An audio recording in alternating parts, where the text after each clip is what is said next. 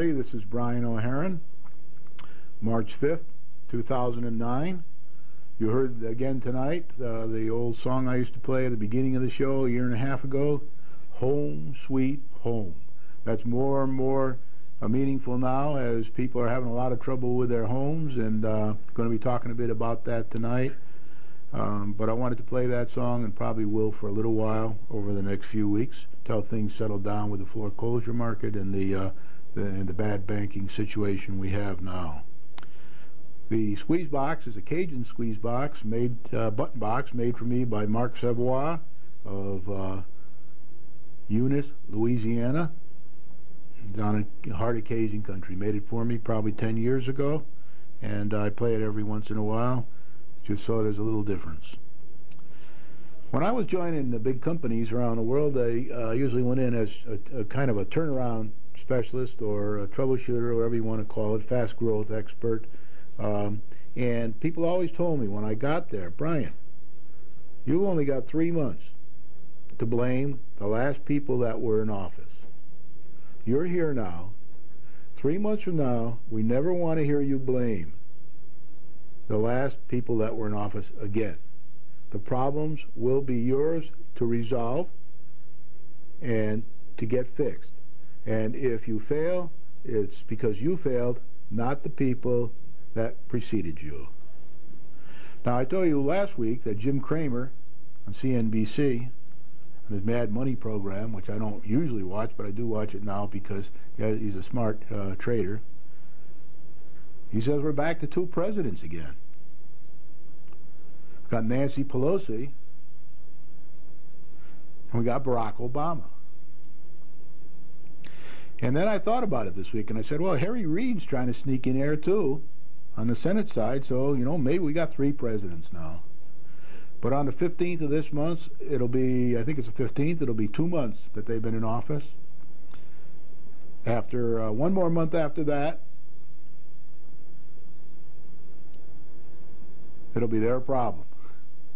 Every program I watch now on the liberal channels always says, they start out, every commentator starts out with, we inherited this problem.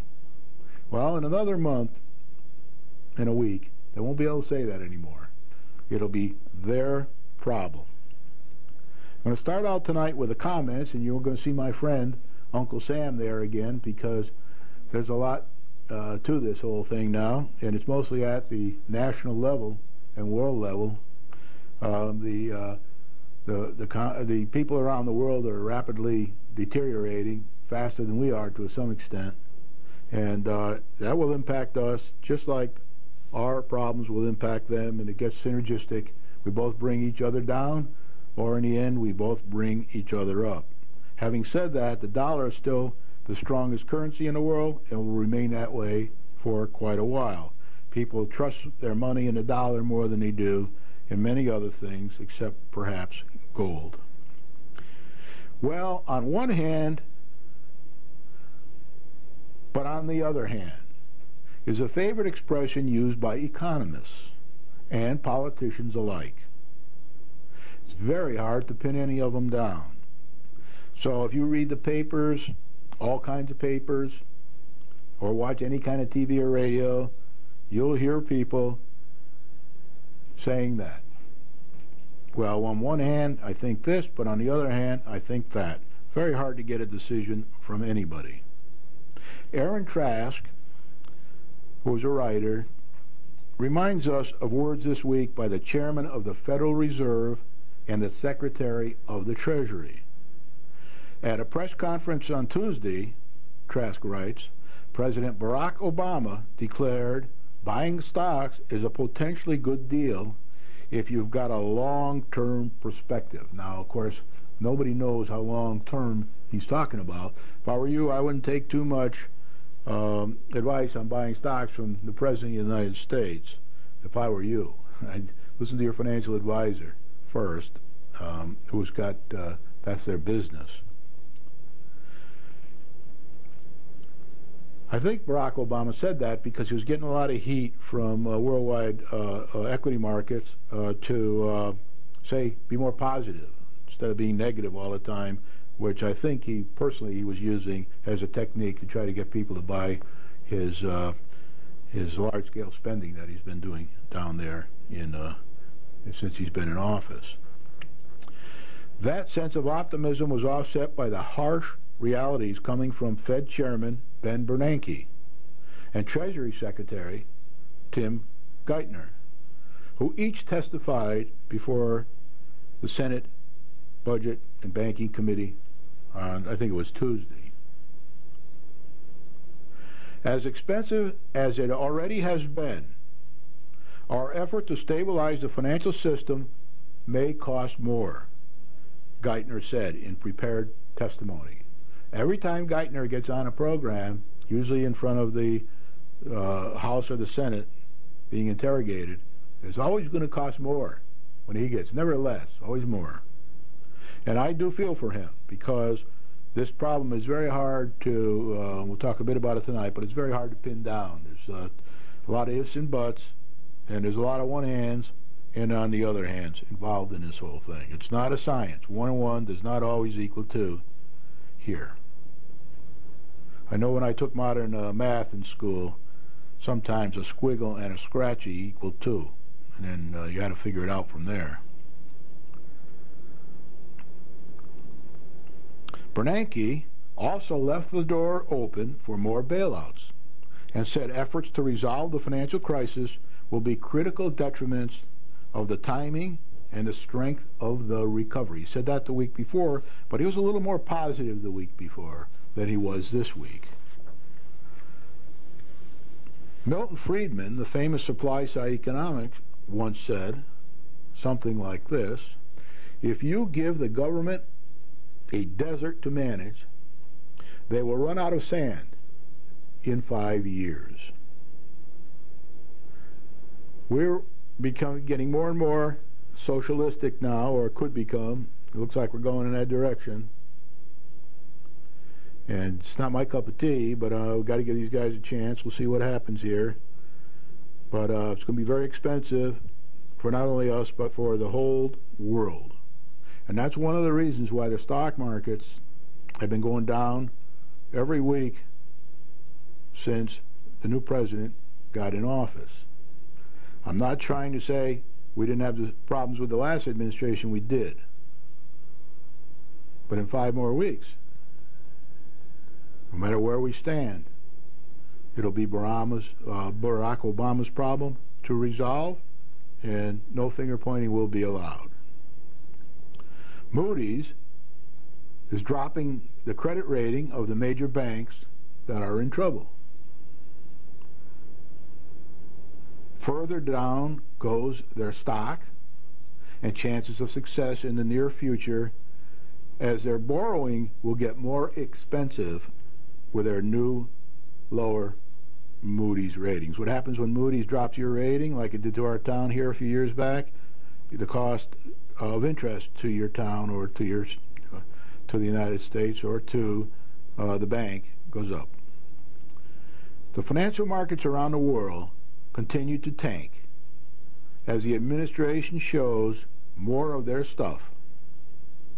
One Senate Banking Committee member said to the Secretary of Treasury this week, and I paraphrase here, "I don't feel very comfortable seeing you here today, as the equity markets usually go down when you expound upon your views."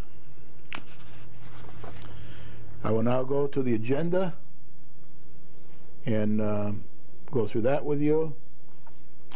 I already made my comments. I'm going to have one correction tonight. I had a mistake I told you last week on the numbers on the last election. We'll fix that. I got a local election disclaimer, which goes on a bit. I said last week I would put that on first this time, so I won't run out of time. I'll be able to go through it. Then I'm going to go through some mortgage statistics for America. I'm going to go through some what happened with the president this week, Congress, the Fed, Federal Reserve, Treasury, the state, and the town financial progress. The reason I'm going to go through the mortgage statistics is we're going to be talking a bit about a program that they're going to put out to try to help with mortgages and foreclosures. It's been announced this week. We have some detail on it. Then I'll talk a bit about the fiscal year 09-10 budgets here, progress, budget meeting dates, and a bit about the education plan A and B if I get time to get that far. The last time I had the numbers up for how many votes people got in the last election in 2007, November 2007. And I had one mistake on there. I had Selectman Capabianca was down here somewhere, and I pointed it out last week. But I fixed that chart. Capabianca was second in the last election to Selectman Fracasso. The number I had was right. I just had them in the wrong order on the chart. So 1,100 votes for Capabianca. So he was number 2, and these are the way the other people ran here. Notice Renzullo, he's a couple hundred away from here. That's a pretty big jump. Not too many people here have 200 vote gaps. But anyway, he did make it. He made it by a small margin, but he made it. Now for my local election disclaimer. Remember, from now to as far as I can get before the election on November 4th, Tuesday, 2009, I'm going to be talking a lot about the candidates as they announce themselves, and I'm going to go through this. So again, my affiliation is U. That means unaffiliated. I don't belong to any political party, nationally or in Winston. Once again, I declare that I am not running for local elected office in November of 2009. I will once again, as I did in 2007, support, promote, and vote for candidates in November 2009 from any affiliation or political party, as I did in 2007, providing I think that they are qualified and will be good for the town. I'm not whether they're good for the political party or the unaffiliated. I just want to make sure everybody's going to do their best for the town. And they're going to do like when I interviewed the councilmen from Torrington. They all said we have to put our politics aside when we win the election, and we all have to work for the good of the city of Torrington. I believe the same thing is true up here. Remember, we can only back candidates, we, our voters, that are nominated by the parties or anybody who chooses to run unaffiliated for an office. And there were at least one unaffiliated ran last time, maybe more, in the last election. Because of their bureaucratic training and bureaucratic experience, I have an aversion personally to most educators running for the Board of Selectmen unless they also have a strong background in commercial business, which in my experience they seldom have. They may be very good at running schools and running education systems, but there's a whole different set of rules in a bureaucracy than there are in our business here. I am in favor of many practical, experienced business persons running for and serving on the Board of Selectmen. Let's get as many people as possible from all parties. I always say to the Democrats, please put some businessmen forward, please, so that we can vote for people that not only are they businessmen, but follow all the other criteria I'm going to be discussing here as well. Just because they're a businessman doesn't mean you should vote for them.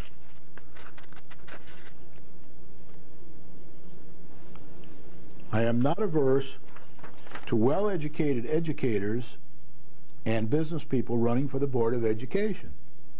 We need both. We need good educators on there to help us with the needs of the educators themselves, and we need good businessmen on there to help run the Board of Education and 65% of our budget as a business. But I prefer the Board of Education chairperson or chairman to be a business person, because that is our problem in this town. If I were in another town and we were running like a clock And we didn't have any business problems, changing controllers, 4 of them in the last 3 or 4 years, changing superintendents all the time, etc., asking for millions of dollars each year, more, then I wouldn't think we had a problem there. I wouldn't worry about it so much. But I do think that for the Board of Education, you're better off having a businessman. And what happens there is you elect these people, I think there's 9 of them altogether on the board, and then they pick a chairman. And so it's very important that you get enough business people in there that are smart enough to pick a business person to be chairman of that Board of Education. I prefer candidates that have a proven record of working cooperatively and politely with people of opposing viewpoints. So as far as the existing selectmen are concerned, you can see that for yourself at any meeting they have on television. And you can see it on the Board of Education meetings as well, for that matter. You can see who's cooperative and who's working well together and who isn't. So judge for yourself. So we wanted to be cooperative and politely, work politely. No scowling, no sneering, no I got you, no laughing and joking at somebody else's statements, with people of opposing viewpoints. And I think I can tell you that when I worked on the Charter Revision Commission, if you ask any of the members, I kind of try to use these values myself when I was on that commission.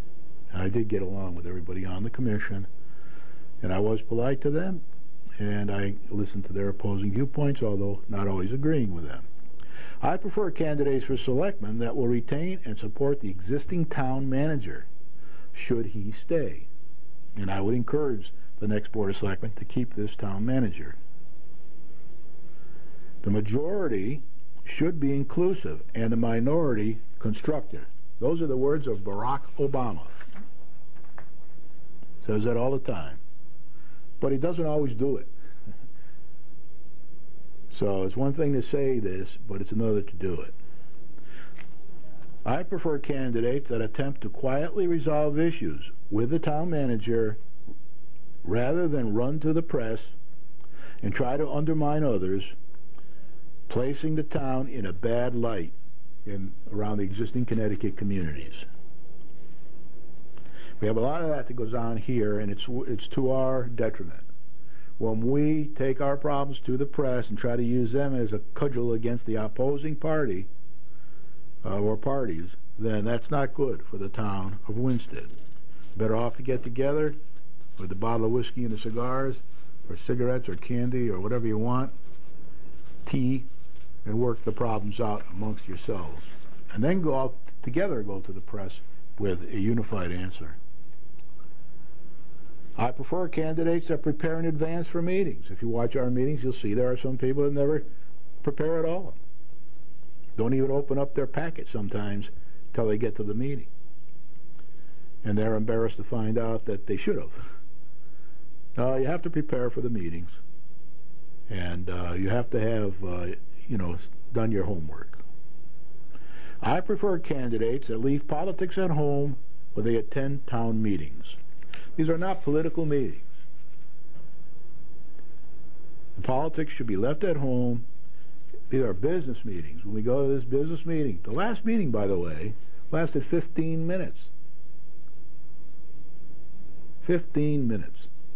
I'm really tickled pink about that because they did their work and they got out of there. And that's excellent. I prefer candidates that don't play to the camera and or the audience when talking to fellow board members. You will look, if you watch the selectmen meetings, you'll see 1 or 2 people constantly looking at the camera when they speak, looking at the audience when they speak for support. They really should be looking at the people they're talking to. They should be doing it in a respectful manner. I prefer candidates who don't have hidden agendas. It's not good to go to meetings and say one thing while secretly you have a hidden agenda and you really mean something else. Hidden agendas are usually associated with politics. I can say one thing about Barack Obama. His agenda is not hidden. It's right out there for all to see, as we'll see tonight when I go through some of these future slides. I prefer candidates who are consistent and who are truthful, honest, and consistent. I prefer candidates who don't laugh and make fun of other board members in public. I wrote it here twice. Sorry for that. I should have got... Sometimes I don't do my cutting pasting properly here, but I prefer candidates that don't run and try to corner the press before and after board meetings. When you go to these meetings, which most people don't, you can see one or two, usually the minority selectmen, they rush right for the press to catch them either in the back of the room or in the hallway or whatever. And sometimes they do that before the meeting, sometimes they do it after the meeting. I don't think that's good for our town. I prefer candidates that are consistent. I already said that. I prefer candidates that listen. They listen a lot and don't speak too much. And watch the selectmen meetings and you'll see there's at least one person there who speaks all the time and doesn't say much.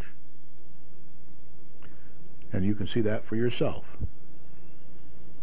I prefer candidates that are fair and give everybody an equal, even break, taxpayers, other selectmen, town people, people who work for the town manager, and shouldn't be perceived to be picking on anybody unfairly. Candidates shouldn't be smart alecks. To make smart alecky remarks in selectmen or Board of Education meetings is not wise. It's kind of grammar school type remarks I hear in a lot of these meetings. They're things you would expect school children to do, not adults that are either select people or on the Board of Education. Candidates shouldn't be trying to embarrass their fellow board members in public. That's not wise. Not a way to get anything done. If I go to a company and try to sell them on a multi-million-dollar computer system, I don't try to embarrass them at the same time. I prefer candidates that state the specifics of their platform before they run for office and then go in and try to accomplish them. It's a little harder when you're in the minority to accomplish anything, but if you don't have any platform to begin with, except for airy-fairy objectives, then, it doesn't matter. I prefer candidates that do what they said they would do once elected. So I'm going to be adding to this from time to time, and I'll be going over it not every week, but every once in a while, maybe once a month. I'll add to it a little.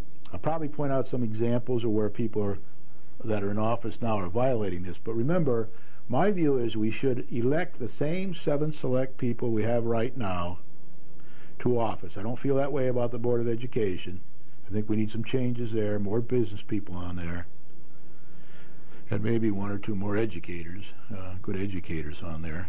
But on the Board of Selectmen, my view is we're running on 6 pistons instead of 8, but that's better than taking the chance of re-electing new people and running on no pistons, or less than 6 pistons. And when I say 6 pistons, I mean the town manager's included as well on that.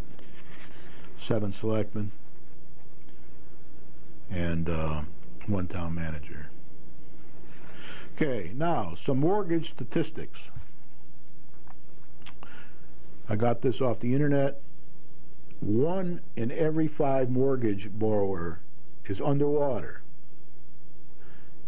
It means they owe more to their lenders than their properties are worth. Now this happens to everybody in life. I've owned properties that went down for a while, but over the long term went up. I could always afford to do my mortgage because I usually had a fixed mortgage. I had a good job. I made money. I always put it as first priority. I never got over my head. I always tried to buy things when I was going through life that I could afford, and I never had a floating mortgage. When I was working in England, I had one person who worked for me, who was English, came to me one day and said, "Brian, I'm in real trouble." And I said, "Why are you in trouble?" "Because my interest rate just went up by 1%. At that time, when I was there, they didn't have any fixed mortgages in England. They were all floating. And people do have a tendency to buy the biggest and best house they can find when they perhaps shouldn't be, can't afford it. And when that mortgage goes up 1%, it really hurt them. I also had people in England come to me and say, "Brian, don't give me a raise this year." And I'd say, "Why not?" "Well, if you give me a raise, that'll put me into the next tax bracket, which will be very punitive for me. So please don't give me a raise." Can you imagine that? It's unbelievable. That's the kind of thing that happens in socialistic societies. You're going to find that out over the next 10, 20 years.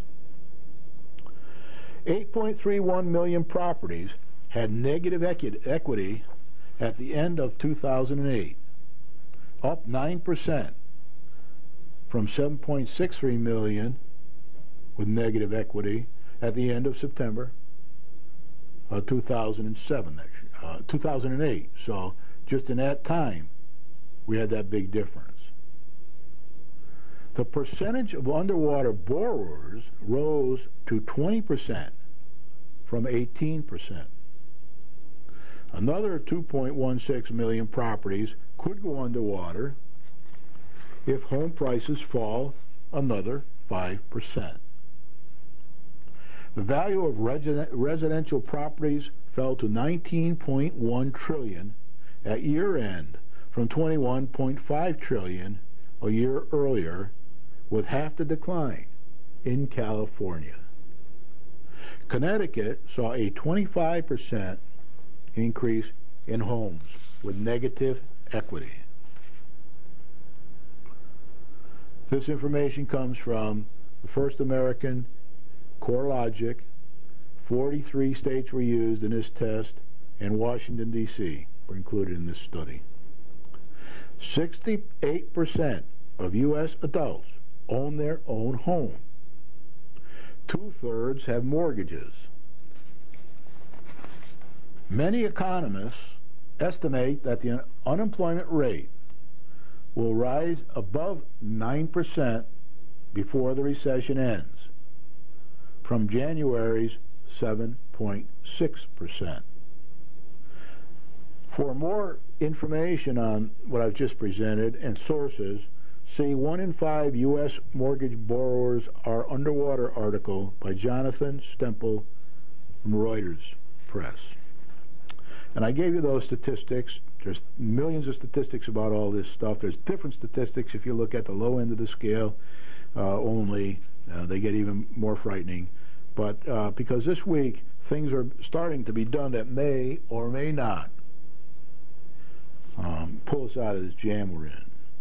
Now, I just want to say here, before I go into my next slide, that I don't have all the answers. I'm just trying to present information here as best as I can find it out from week to week to try to give it to people who don't have time to do the homework that I do during the week and nights and weekends on this whole thing. So this is meant to help. I don't necessarily agree with everything that's happening, and I don't disagree with a lot of the things that are happening. But I am going to present it, so please take it in that spirit. Now, this week, the president, in a $400 billion plus addition to this year's budget, and it's proposed with 9,000 items of pork from both parties. Each party put in their share of pork into this. There's a lot of squabbling going on it between the Republicans and the Democrats. There's a lot of squabbling going on between the administration and the securities industry, Wall Street, around the world, not in America only. There are only basically 3 centers in the security industry, 3 hubs: New York, London, and Japan. Those are the 3 main centers of all the financial industry.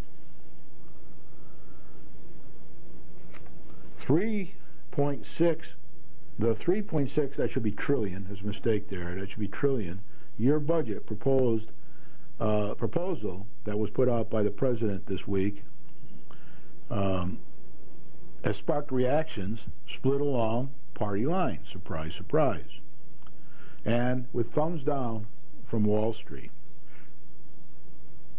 There's many reasons for that, mainly because it's a lot of money he's going to spend over the next 10 years. It's going to cost people a lot more in taxes, and may or may not do a lot of benefit for us. And there's a lot of things happening there. So keep your eye on that. 3.6 trillion. They'll be talking about that for months before they finally approve a budget one way or the other. Now, this 10-year plan that Obama put out in his administration, I kind of agree with that approach. Remember, on my program, I've been saying you should put out a 5-year window here, right in our town. How much are we going to spend each year over the next 5 years? What is our goal? And that's what this is. This is just a bunch of goals here. And then he tries to explain what each of these goals means for us and how much each of these goals will cost us. And that's very difficult, of course. And it's just a set of objectives. It's called management by objectives. That's what Barack Obama's using, management by objectives. Where all the argument comes in is, well, what if those objectives don't turn out to be true? And there are different philosophies looking at these objectives, and they would rather see them be different objectives. But this is management by objectives, and then it will be management by exception. If you notice, Barack Obama wants to set up as much visibility as he can as we go along over the next 10 years so everybody can see where the money is going to be spent, where it's allocated, how it's being spent, what we're getting for our money, etc. And I'll believe that when I see it. But basically, that's what he's going to try to do. And that's management by exception, because once you get all that feedback in from around the world, from month to month, year to year, then you change your objectives. You either will try to do less, try to do more, try to spend less, try to spend more, do whatever you have to do. I mean, we've got a 10-year set of objectives here, but that doesn't include somebody dropping a nuclear bomb on America in the middle of it. Well, then everything will change then, right? So we need to be very careful about this, have a lot of visibility, know what's going on, and then be able to elect people every 2 years and every 4 years that we think will do the right thing for the whole country.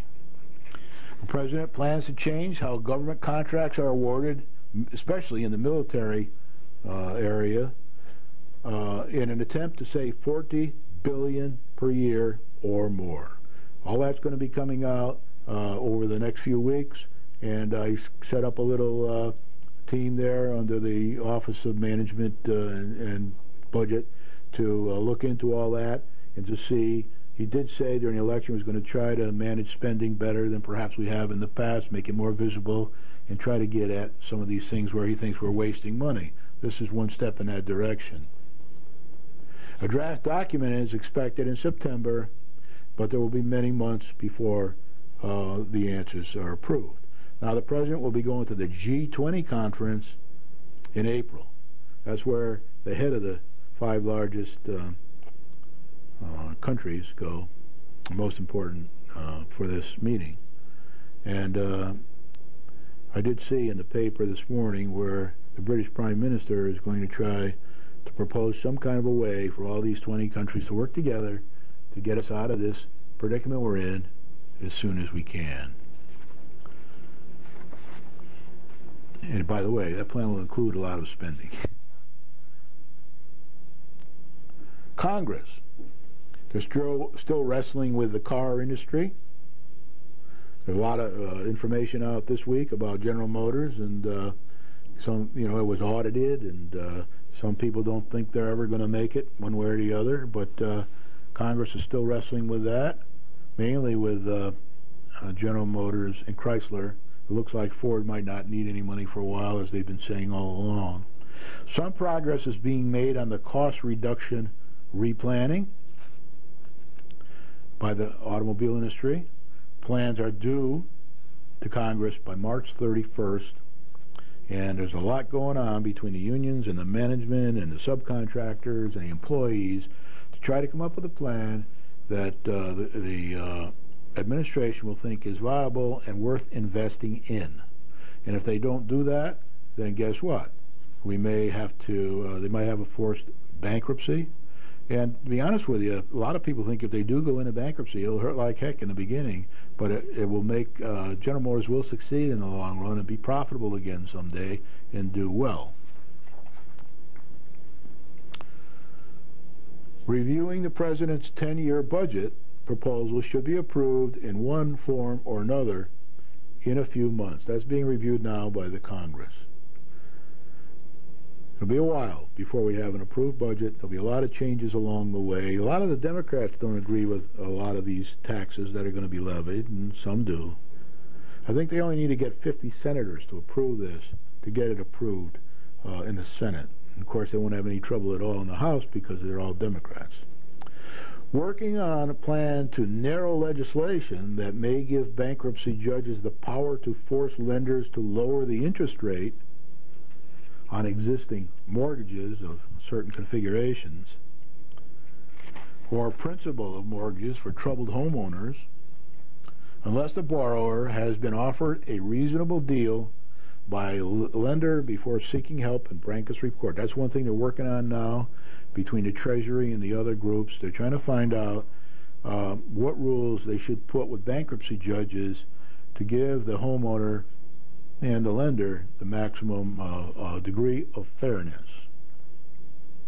This may come to a vote in Congress soon. I'm going to talk a bit more about the home stuff when I get to the Treasury section.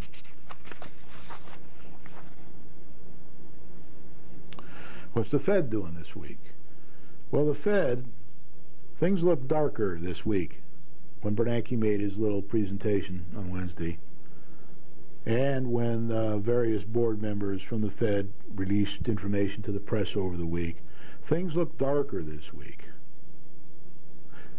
There's a meeting on the board, on March 17th and 18th. Will be the next meeting of the Board of Directors of the Federal Reserve. The Federal Reserve Chairman, Bernanke, gave Congress a kick in the pants this week and told the lawmakers, and these are my words, not his, to get on with it and get the bank problem resolved, or things will get pretty horrid pretty quick. Now that word horrid is used a lot in England, and everything is horrid in England. There's a lot of good things too, but they use the word horrid a lot. Part of the reason you see I make a lot of mistakes in my spelling and other things here is because I've been around the world and I use a lot of different words of English, and sometimes it's the spelling of words as they do in England, where they use S's and Z's differently than do in this country. But I put this word in because I thought it was pretty descriptive of what's happening now. It's horrible. So Bernanke has gotten tougher over 1 week. And a week ago he said, on one hand, we could probably get through the worst of this in 6 months, and then the rest of the year we'll be beginning to see daylight. On the other hand, many things might not happen, and therefore we'll be in trouble. Well, some of the things that he thought should happen, which he didn't name, didn't happen. So this week when he came, he said, things are getting darker, and we better get off our rear ends, and we better get going.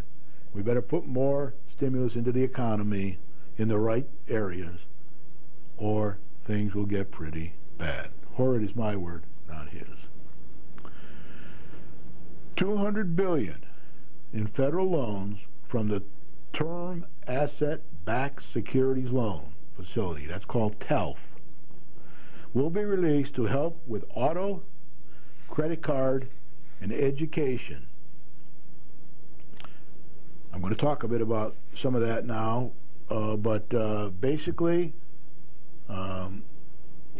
the procedures and details are yet to come for that over the next few weeks to show how they're going to do it. But basically what happens is they're going to make a deal where if somebody gives you a loan and to buy any of these things mentioned here, credit card, to work with your credit cards and education and all, and autos. The government will step in one way or another, we don't know exactly how, and guarantee that these will be paid and that the lenders will be protected, and that will encourage them. They might even give them some money to help with this whole process. At least $200 billion's worth, one way or another, will be pumped in there to help all these people, and to keep the money, get the credit flowing again in those areas. Credit cards, education loans, those like the Pell Grants and things like that, and then auto loans, so you can buy a car, and they can help help out the automobile industry that's in dire straits right now. Procedures and details are to come. Now, the Treasury, this week, AIG was restructured. Stock market went down as a result, and given another $30 billion or so to try to keep them alive. And they actually said that they were doing their own stress analysis. They weren't waiting for the government to do the stress analysis. So imagine they're working together with the government on that now. So now our shares, we the government, that's you and me, our shares went from preferred shares, were high on the pecking order for getting paid off if things go bad, to common shares, which are the lowest on the pecking order if things go bad, in an effort to pare down AIG's recurring costs.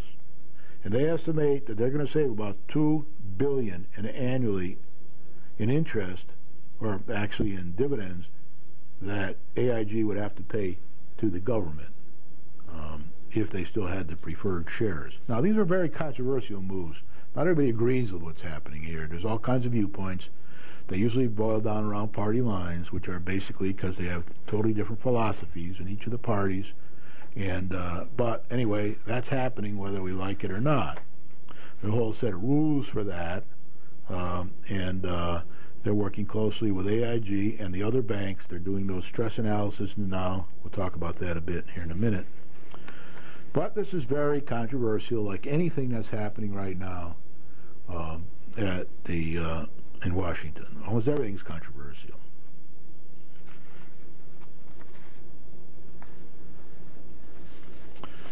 The Treasury's also working. The Secretary of the Treasury was in there for 2 days testifying in Washington, D.C.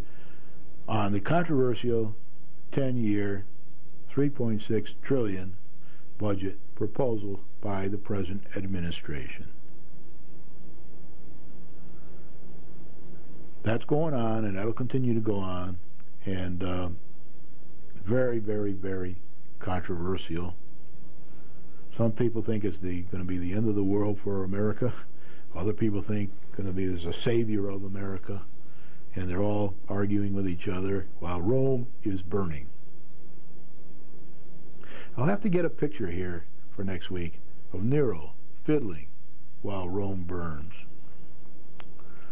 Making Home Affordable Initiative. That's the name of an initiative. Making homes maybe affordable.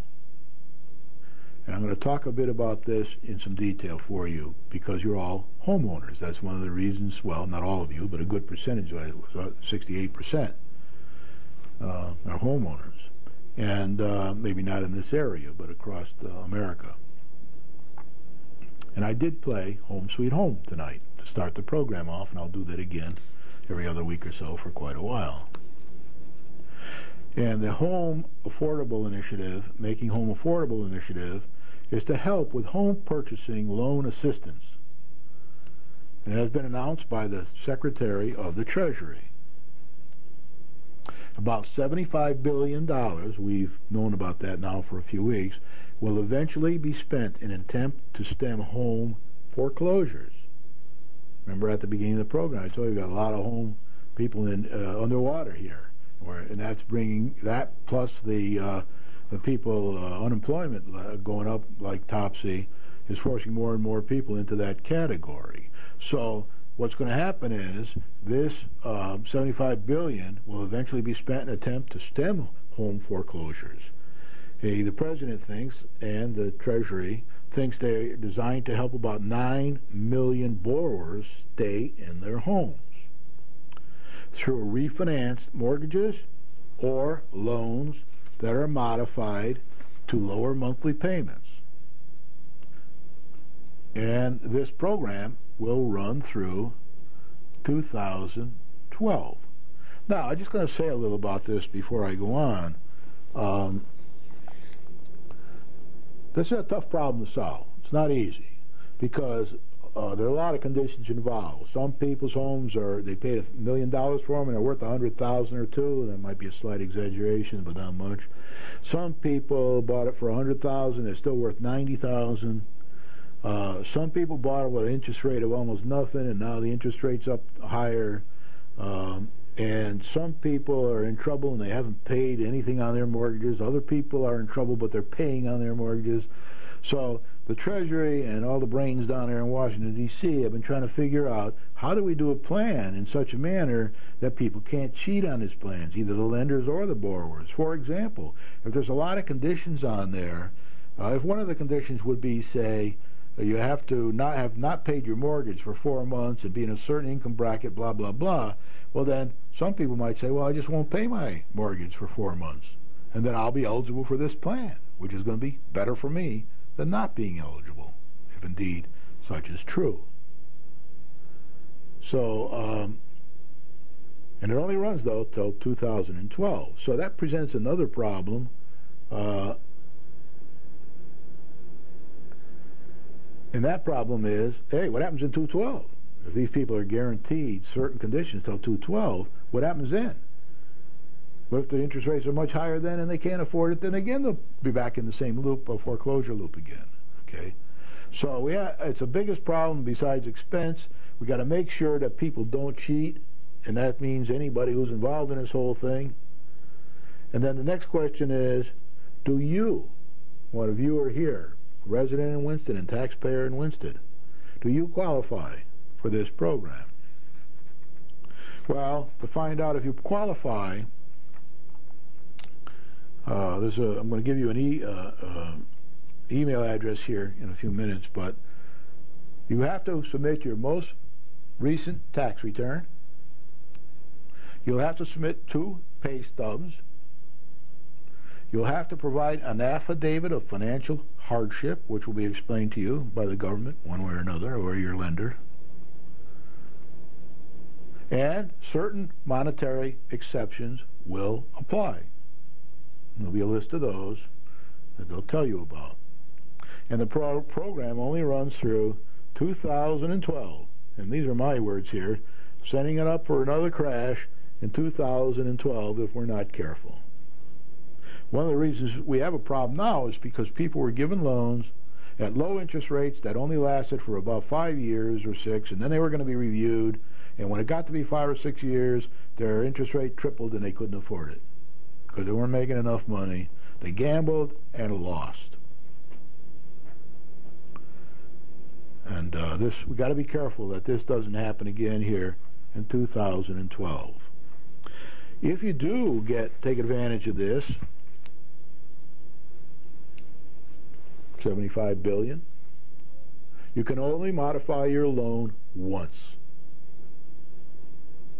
You're not eligible to do it twice. This only applies for loans made on January 1, 2009 or earlier.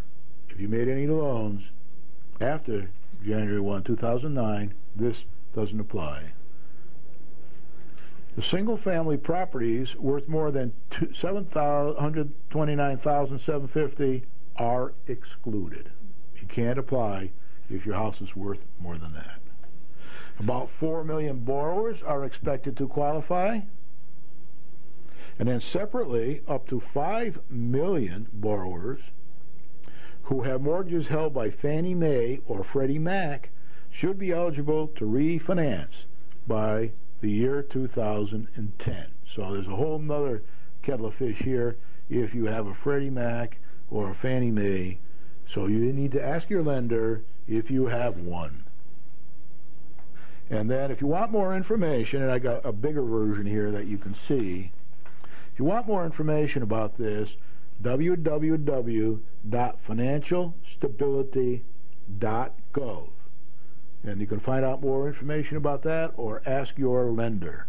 The rules that are being published now are basically for lenders and homeowners to familiarize themselves with this whole program. The Treasury is still working on details of the bank toxic asset rescue plan, which includes a proposal for government-private partnerships formed to buy up the toxic assets on the bank's books. This is probably the most controversial thing the Treasury is working on. The lack of this plan is driving Wall Street nuts, and the market is tanking as a result because there's a lot of fumbling in this area, or perceived fumbling. So investors consider it first priority by a long shot around the world, not just here in America. You've got to remember, Wall Street represents the world, not the financial community, not just the American financial community. They're still working, the Treasury, on the stress test for about 19 or 20 financial institutions to determine probable costs of the plan. How many trillions will it cost? And it could be up to $10 trillion. Nobody knows yet, but it's going to be a high number. And that's one of the reasons why it's going so slow. And that's why they're doing the stress testing. They're trying to get an estimate of how much this will be before they proceed. Now, of course, they are proceeding with people like AIG now under certain conditions. A 2-year experimental model for each of the chosen institutions is being developed to see what will happen under various financial circumstances in an attempt to estimate how much money will be necessary from Congress to reduce the toxic assets. The Treasury will be considering the temporary suspension of mark-to-market. This is another thing. In a few more weeks, we'll know about the controversial mark-to-market. I'll talk a bit more about that next week. Accounting for the banks. And that could happen in a few weeks. And that market-to-market suspension could last a couple of years. And then they'll get rid of that. But what mark-to-market is, basically, simply is that you must keep, if you spend $100,000 for something, you must keep it on your books at $100,000. If sooner or later it becomes worth $40,000 through depreciation or whatever, then you can't move to $40,000. And that makes this whole banking thing very, very complex. So they're thinking about, and they may not do it, think about suspending that for a couple of years in an effort to help this whole banking toxic asset problem and get credit flowing again. Otherwise, they're again, okay, now the governor says that revenue and job loss in Connecticut, just in today's paper, are not as bad as predicted. We'll see more detail on Monday. There was no detail today. Otherwise, not much progress to report this week at the state level. A committee has been formed to recommend which cities and towns get what money from the stimulus package. And we still don't know exactly what we're going to get there. It's very important to us in town. And we're still trying to find the money. They are short on a 2009 budget, but they're almost there on that. And they still have to decide how they're going to make up the shortfall on the 2010-2011 budgets. As far as the town is concerned, the fire department will receive about $40,000. It's a little less than that, but I rounded it off, from the Fed and state for emission control in one of the firehouses, if not all. I don't know which one, but you can read about that in today's papers. And then we'll be receiving $500,000 or so for the senior housing from the stimulus package. I think it's a project near the hospital, but I'm not positive about that. You can check with the town hall to see exactly what's happening there. I only got a few minutes, so I just want to say there was supposed to be a Board of Education meeting with the selectmen tonight. That was canceled. There is a Board of Education meeting on March 6th, which is tomorrow, to decide on the reconfiguration approach, option A or option B, and to finalize the budget submission. Gilbert has decided to cut $28,000 from the 2008-2009 budget to help the K-8 program. Gilbert has decided to trim $364,000 from its 2009-2010 budget for the same reason. Now, as far as town budget meetings are concerned, just go quickly until I run out of time here. Only got a minute or two. But this one's canceled. This one will happen tomorrow night. the 17th, 18th, and 19th, begin the meetings with all the people in town to review their budgets, the selectmen and the town manager. I'm not going to go through all those tonight because I don't have time, but I'll do that next week for you. And so on each night, the public's welcome. You're welcome to go down and listen and talk. It'll probably, I don't know if it'll be televised or not, but any outside or health agency wishing to make a presentation will also be able to do so.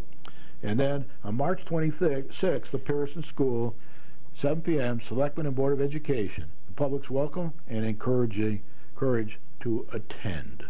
Now, there are the redistricting plans. The Board of Education will be talking about tomorrow night, 7 p.m., down in, I think it's the Town Hall. And there's a Plan A and a Plan B. There are two different configurations for how they were going to approach for the 2009-2010 budget. I must also say that they are now out to bid for the Pearson OCR complaints. That's moving ahead forward, lickety-split, now that all the approvals are in place with the state and whoever else they needed them from. I'm not going to go through each of these Plan A and B because I don't have time tonight, but I will do it again next week for you and tell you what happened in the end. But if you want to know for yourself, go down tomorrow night, 7 o'clock. It's a question of juggling people between the schools and trying to save. One plan saves 6 administrators, or I don't know whether teachers or what, and the other one saves 10.